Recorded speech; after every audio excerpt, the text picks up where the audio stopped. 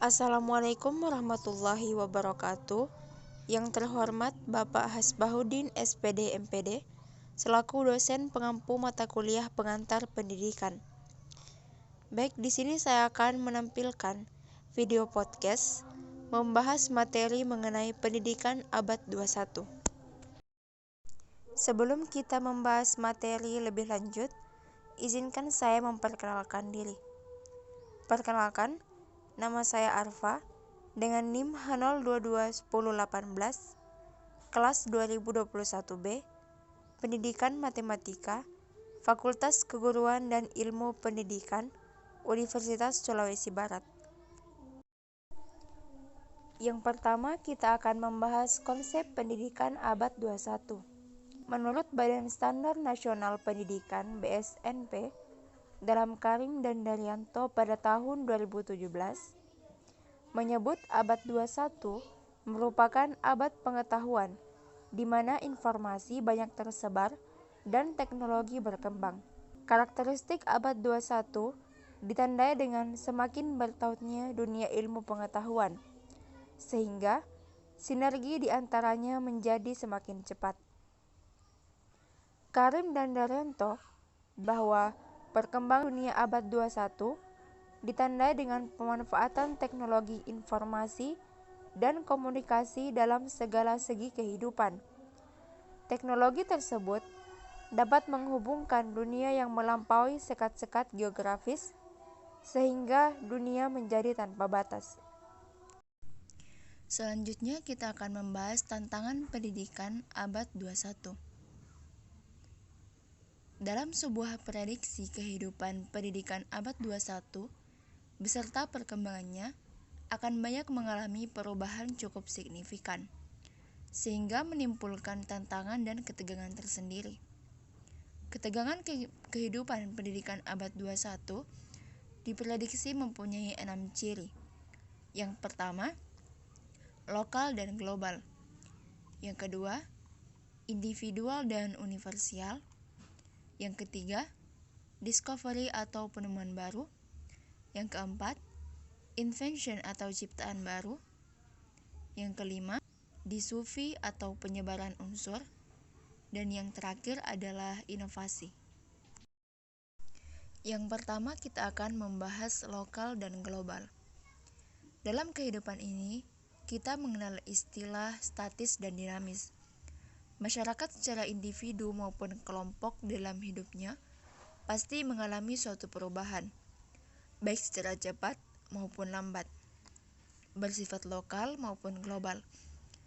Dikatakan statis karena tidak adanya perubahan ataupun pergeseran dalam situasi yang sudah berkembang, dan dikatakan dinamis karena adanya perubahan dari waktu ke waktu mengikuti perkembangan perubahan peradaban.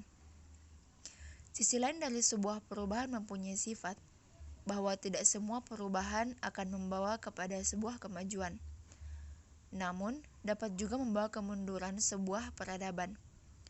Dikarenakan begitu cepatnya perubahan itu, sehingga banyak membingungkan masyarakat. Seiring dengan perubahan peradaban di era global abad 21, kita sebagai masyarakat dapat melihat dinamisasi warga negara, di mana secara bertahap warga negara lain ingin menjadi warga negara dunia lainnya. Dampak yang terjadi bahwa mereka dengan komunitasnya membawa budayanya tanpa menghilangkan dan tetap mempertahankan, yang pada akhirnya secara perlahan akan mempengaruhi dan mempunyai peran. Hakikat perubahan yang membawa dampak positif tergantung kepada masyarakat di dalam proses penerimaan dan penolakan. Sebagaimana yang dikemukakan oleh Golin dan Gilin, perubahan sosial sebagai suatu variasi dari cara-cara hidup yang telah diterima, baik karena perubahan geografis, kebudayaan, dinamika, dan komposisi penduduk, ideologi, ataupun adanya penemuan baru di dalam masyarakat. Ciri yang kedua adalah individual dan universal. Perubahan kehidupan abad 21 secara individu dan universal akan menjadikan tantangan dalam suatu perubahan tatanan sosial dan budaya. Dampak perubahan sosial meliputi struktur dan pola hubungan sosial yang tampak di dalam sistem kekeluargaan, politik, serta persebaran penduduk.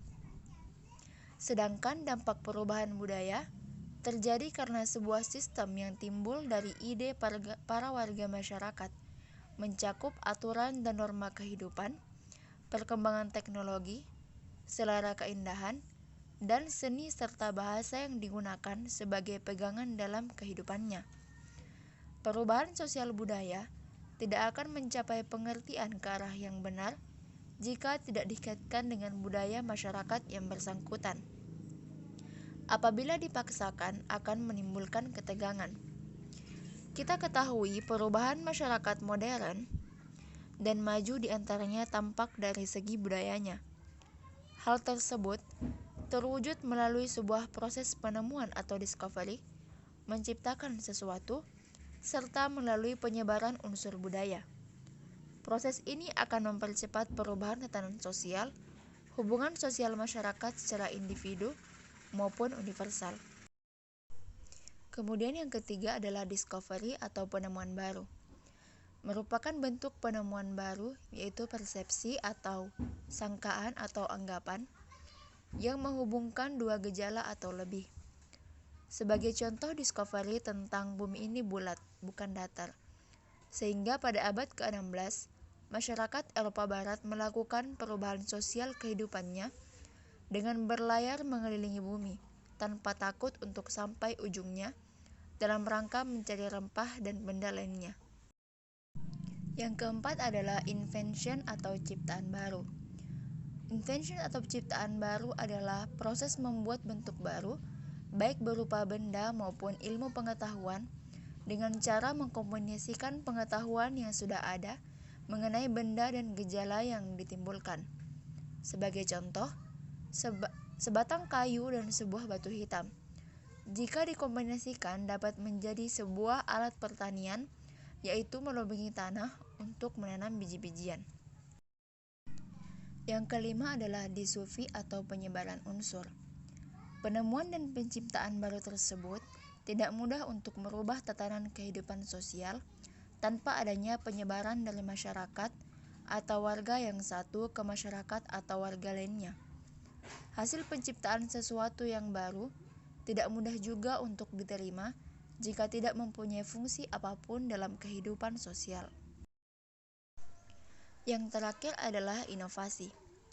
Proses percepatan perubahan karena adanya kekuatan dan kemajuan teknologi, industrialisasi, dan urbanisasi. Dari ketiganya, menghasilkan pemikiran masyarakat yang modern, keinginan baru, usaha memperbaiki kondisi sosial hidup di masyarakat. Sebagai contoh, kemajuan teknologi akan berkaitan dengan perubahan industrialisasi. Semakin maju industrialisasi akan merubah hakikat kebendaan di masyarakat, sehingga mempercepat proses perubahan di berbagai kegiatan sosial. Secara langsung ataupun tidak langsung, kemajuan teknologi dan percepatan industrialisasi sangat berpengaruh terhadap proses urbanisasi. Secara sempit, urbanisasi dapat diartikan sebagai perpindahan masyarakat dari desa ke kota, sedangkan secara luas dapat diartikan perpindahan masyarakat dunia ke wilayah lain dikarenakan kemajuan teknologi dan industrialisasi. Dari paparan penjelasan di atas dapat disimpulkan bahwa ketegangan individual dan universal secara kehidupan sosial budaya tidak dapat dihindarkan. Harapan dan risiko yang terjadi di era globalisasi yang akan terjadi dikembalikan kepada manusia untuk dapat memilah dan memilih potensi masa depan yang lebih baik, sebab hubungan sosial peradaban budaya akan terancam oleh perkembangan era globalisasi abad 21. Selanjutnya, tantangan pendidikan abad 21 yang kedua adalah tradisi dan kemodernan. Keduanya akan menjadi sumber ketegangan dalam kehidupan sosial masyarakat, sebab keduanya tidak dapat dipisahkan dalam proses perubahan dunia yang serba cepat. Namun sebagai bangsa Indonesia, tidak boleh melupakan tatanan yang telah terbangun atas dasar sejarah panjang sebuah perjuangan. Untuk itu, bagaimana sebuah kemandirian atau otonomi yang diperoleh dapat ditegakkan sebagai pelengkap otonomi dan perkembangan masyarakat lain. Begitu juga kemajuan dan perkembangan ilmu pengetahuan dan teknologi dapat diterima di masyarakat secara bebas, yang pada akhirnya saling memahami. Melengkapi itu semua akan dapat menghadapi tantangan baru di masa depan.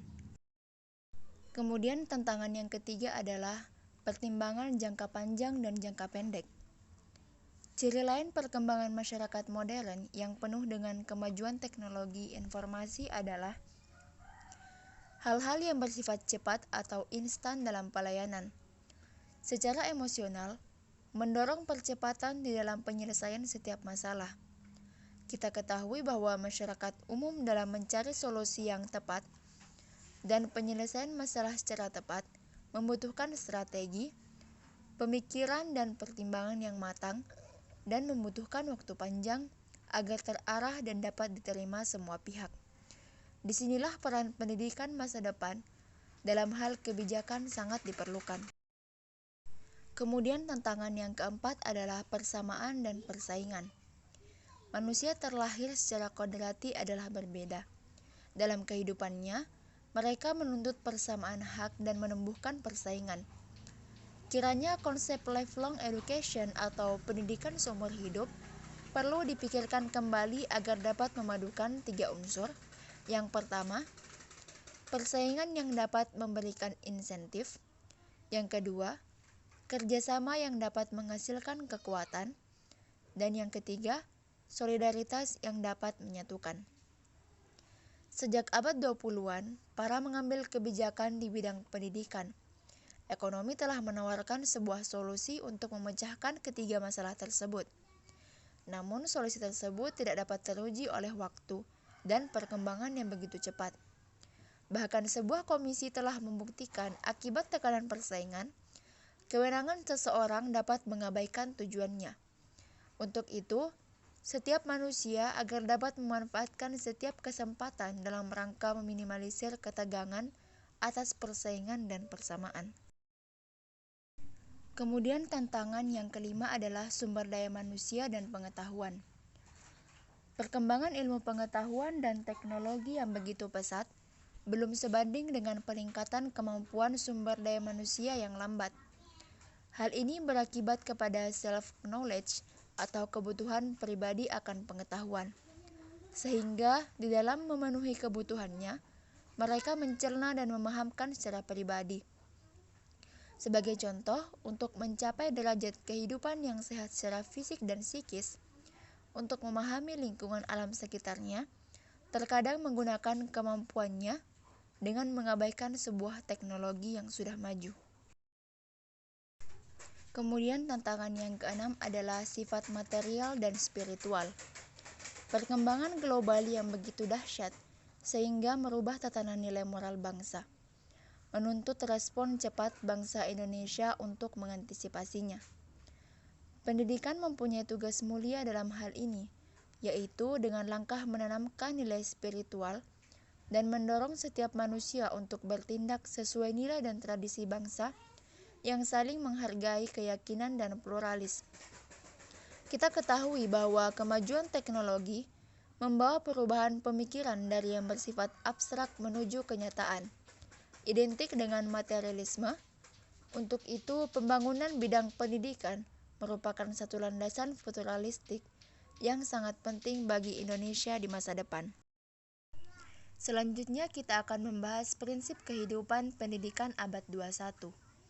Bagi pendidikan di Indonesia, umumnya dan para pendidik khususnya masih tetap menyadari tentang kebesaran tokoh pendidikan Ki Hajar Dewantoro yang telah meluhur bidang pendidikan berdasarkan prinsip pendidikan taman siswa dengan slogannya Tutuwuh Handayani, atau lebih lengkapnya yang pertama, Hingarso Sung Tulodo, yang artinya bila di depan dapat memberikan teladan. Kemudian yang kedua, Hing Madyo Mangunkarso, yang artinya bila di tengah dapat membentuk kehendak. Dan yang ketiga, Tutwuri Handayani, yang artinya bila di belakang dapat memberikan semangat. Memang tujuan pendidikan dewasa ini sangat berbeda dengan tujuan pendidikan masa lampau. Namun bila dilihat benang merahnya, ada persamaannya, yaitu menjadikan manusia seutuhnya, mencerdaskan kehidupan bangsa secara fikir dan perasaan. Era modernisasi seiring perkembangan iptek pendidikan akhirnya hanya menghasilkan kecerdasan pikir, tidak diikuti oleh ketajaman rasa. Inilah yang sangat disayangkan. Pendidikan seumur hidup merupakan proses yang harus berkesinambungan, sehingga dapat membentuk karakter manusia Indonesia seutuhnya yang punya kemampuan pengetahuan serta kemampuan untuk bertindak. Dari uraian di atas, akhirnya dapat ditarik kesimpulan bahwa era globalisasi di dunia pendidikan dituntut untuk mempunyai dua peran. Yang pertama, dapat mempersiapkan manusia yang berkualitas, mampu berkompetisi, punya kesiapan mental, mempunyai skill, dan profesional. Kemudian yang kedua, mampu menyiapkan manusia yang berakhlak mulia dan jujur. Selanjutnya kita akan membahas perkembangan pendidikan abad 21. Salah satu gerbang menuju abad 21 adalah pendidikan seumur hidup. Ini bukanlah konsep baru dalam dunia pendidikan, tetapi sebuah konsep yang dapat menjawab tantangan perubahan dunia. Manusia yang dapat berkiprah di abad 21 nantinya adalah mereka yang mau belajar bagaimana cara belajar memahami orang lain dalam interaksi yang harmonis secara baik, dan perubahan dunia yang begitu cepat. Konsep berikutnya adalah mengedepankan masyarakat terpelajar, dengan cara memberi kesempatan seluas-luasnya dan memaksimalkan potensi setiap manusia. Inilah bedanya pendidikan yang ada di Indonesia dibanding dengan negara maju lainnya, yaitu hanya sekedar upgrading atau pengembangan dalam bidang pelatihan. Dapat disimpulkan secara singkat bahwa arti pendidikan seumur hidup adalah setiap manusia yang melakukannya harus dapat memanfaatkan kesempatan yang ada di masyarakat secara luas. Pembahasan selanjutnya mengenai belajar seumur hidup. Dalam konsep belajar seumur hidup, terdapat 4 pilar yang mendasarinya. Yang pertama adalah learning to live together, yaitu belajar hidup bersama. Di sini belajar tentang bagaimana memahami orang lain berdasarkan latar belakang, tradisi, dan nilai spiritual yang dianutnya. Hal ini akan mendorong semangat pemahaman bahwa ketergantungan manusia satu dengan yang lain semakin besar, yang pada akhirnya mendorong untuk melakukan sesuatu pekerjaan, menyelesaikan konflik yang timbul secara bersama dengan dasar kecerdasan penuh kedamaian. Kemudian yang kedua adalah learning to know, yaitu belajar mengetahui. Kemajuan ilmu pengetahuan dan teknologi, khususnya di bidang sains, membawa dampak perubahan baru dalam berbagai kegiatan, baik sosial maupun ekonomi. Hal ini mendorong untuk melakukan penggabungan pendidikan umum yang begitu luas cakupannya. Kemudian dilakukan proses pengkajian yang serius hingga terpilih pelajaran yang sesuai dengan kebutuhan sebagai landasan pembelajaran seumur hidup. Yang ketiga adalah learning to do, yaitu belajar berbuat. Perubahan yang begitu drastis dan sulit diprediksi di era globalisasi ini membutuhkan orang yang dapat berbuat dalam segala situasi dengan berbagai macam pekerjaannya. Namun berbuat saja atas pekerjaan yang ada tidaklah cukup. Harus didukung oleh suatu kompetensi tertentu. Untuk mencapai tingkat kompeten orang harus dilibatkan dalam praktek kerja maupun kegiatan sosial lainnya. Yang keempat adalah learning to be, yaitu menjadi diri sendiri. Kemandirian atau independensi sangat diperlukan di abad 21. Hal ini akan memperkuat tanggung jawab dalam rangka mencapai tujuan. Untuk itu, memahami diri sendiri akan kelebihan atau kekuatan yang dimiliki sangat diperlukan, seperti bakat yang terpendam, intelijensi berupa daya ingat, dan penalaran serta imajinasi serta kekuatan fisik lainnya. Kemudian pembahasan selanjutnya kita akan membahas visi pendidikan abad 21. Kita ketahui bahwa visi abad 21 adalah dari masyarakat lokal menuju masyarakat dunia. Tersirat makna yang mendalam yaitu globalisasi. Menyatu tanpa adanya batas ruang dan waktu, sehingga menyatukan kekuatan yang ada dan saling ketergantungan satu sama lain, meliputi bidang pendidikan serta budaya. Di era globalisasi ini, sebuah negara dikatakan maju dan berkembang jika 3 tahapan pembangunannya dapat ditempuh. Yang pertama, membangun integrasi politik dalam rangka mencapai persatuan dan kesatuan bangsa. Yang kedua, membangun ekonomi serta politik yang modern. Dan yang ketiga, dapat melindungi warga masyarakatnya dari pengaruh negatif kemajuan industrialisasi dan dapat mensejahterakan masyarakat. Selanjutnya kita akan membahas ekonomi menuju pembangunan SDM atau sumber daya manusia. Dalam sebuah reformasi, ekonomi faktor utama yang menentukan keberhasilannya adalah sumber daya manusia yang berkualitas dengan kuantitas yang memadai serta punya daya saing global yang tinggi. Menyangkut kondisi sumber daya manusia Indonesia saat ini dapat dilihat dari 2 hal penting. Yang pertama, kesempatan dan angkatan kerja yang belum seimbang. Dan yang kedua, rendahnya tingkat pendidikan angkatan kerja. Dari pernyataan di atas menunjukkan bahwa langkanya kesempatan kerja akibat rendahnya kualitas dan tingkat pendidikan sumber daya manusia. Dampak yang lebih besar jika tidak dilakukan pembenahan adalah munculnya ketergantungan dengan pihak dan atau negara lain. Untuk itu, dunia pendidikan harus bisa menjawab tantangan itu dalam rangka menyongsong perubahan ekonomi dengan menerapkan kurikulum pendidikan yang berbasis kerja agar sumber daya manusia mampu membangun ekonomi ke depan yang lebih baik. Sebagai pendidik, dalam kehidupannya mempunyai tugas profesional yang tersusun di dalam mengakomodasi kesempatan dalam ruang lingkup kehidupan masyarakat secara ekonomi, sosial, dan budaya. Peran selanjutnya adalah memainkan sistem pendidikan di tingkat yang lebih tinggi dengan 4 fungsi pokoknya. Yang pertama, mempersiapkan sumber daya manusia yang telah terdidik untuk melakukan pengajaran dan penelitian. Yang kedua, menyediakan pelatihan secara khusus sesuai dengan kebutuhan perkembangan ekonomi dan kehidupan sosial. Yang ketiga, membuka kesempatan secara terbuka bagi semua unsur, sebagaimana tujuan pendidikan seumur hidup. Dan yang keempat, membangun kerjasama dengan pihak lain atau negara lain. Yang terakhir, kita akan membahas masa depan pendidikan di Indonesia. Sebuah ungkapan mengatakan, kualitas suatu bangsa ditentukan dari sektor pendidikan.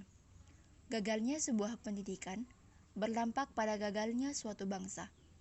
Berhasilnya pendidikan secara otomatis membawa kemajuan suatu bangsa.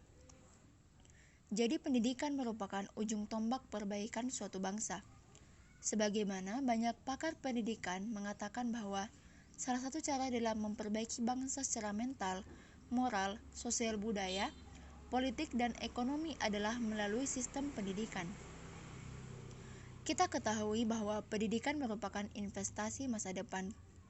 Kita sebagai warga masyarakat tidak bisa berharap secara instan terhadap negeri ini untuk suatu perubahan yang besar. Sebab sebuah perubahan tidak mungkin dapat dilakukan sebagaimana membalikkan telapak tangan. Perlu proses yang panjang. Ditambah dengan luasnya wilayah Indonesia, menjadi salah satu tidak meratanya program pendidikan, sehingga banyak masyarakat usia sekolah tidak dapat mengenyam pendidikan. Inilah krusialnya pendidikan di Indonesia. Mungkin itu pemaparan materi video podcast kali ini. Kurang dan lebihnya mohon dimaafkan. Wassalamualaikum warahmatullahi wabarakatuh.